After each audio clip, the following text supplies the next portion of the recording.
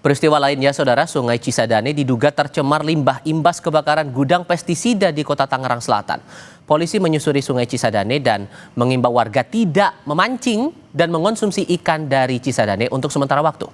Tidak mengambil ikan yang sedang atau telah terpapar.